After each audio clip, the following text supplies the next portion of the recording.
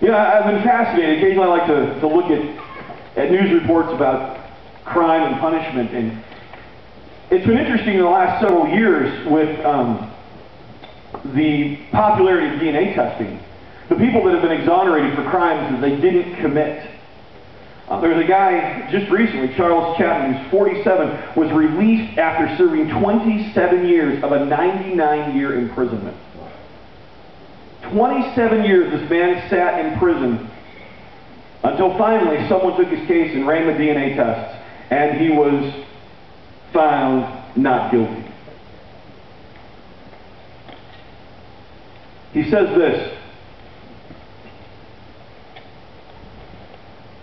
He was convicted for raping a woman who lived 5 houses down from him that he never met. But he said this: "I'm bitter, I'm angry. But I'm not angry or bitter to the point where I want to hurt anyone or get revenge." It was good he put that in, since he spent that time in jail he doesn't want to go. "I'm bitter and I'm angry. I spent 27 years locked up in jail for something I did not do, and I kept saying I didn't do it." Nothing really makes us, I think, as bitter and as angry as being in trouble for something, being punished for something we didn't do. I know for me, anyways, it is. And I think that this brings us to one of the most challenging questions as we're on this series together about questions that challenge faith. How to be an atheist, we're calling it.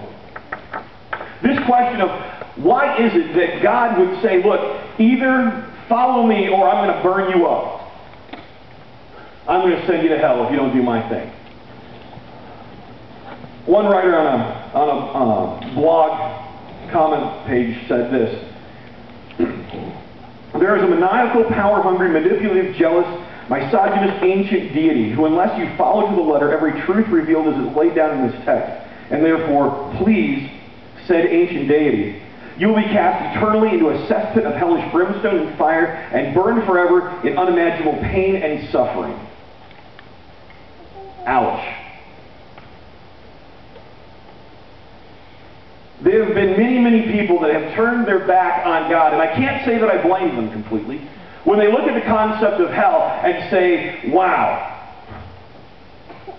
how is it that a God of love could burn people forever in this eternal state of torment if he's really God? Now, going on in Boise right now is the sentencing phase of Joseph Edward Duncan III. You may be familiar with this story, Shasta Grown. He saw the children playing out in the yard. He stalked them. He came into their house at night. He killed Shasta's mom, her mom's fiance, her older brother, and took Shasta and her younger brother, kidnapped, tortured them, sexually abused them, finally killed the brother, kept Shasta. Finally, he was caught when he took her to a restaurant. And now he's on sentencing phase, and the prosecutors are seeking the death penalty.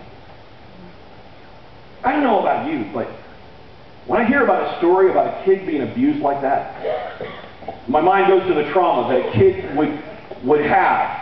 I think of my daughter Tori. If someone took her out in the middle of somewhere where he abused her. As a parent and as a human being, that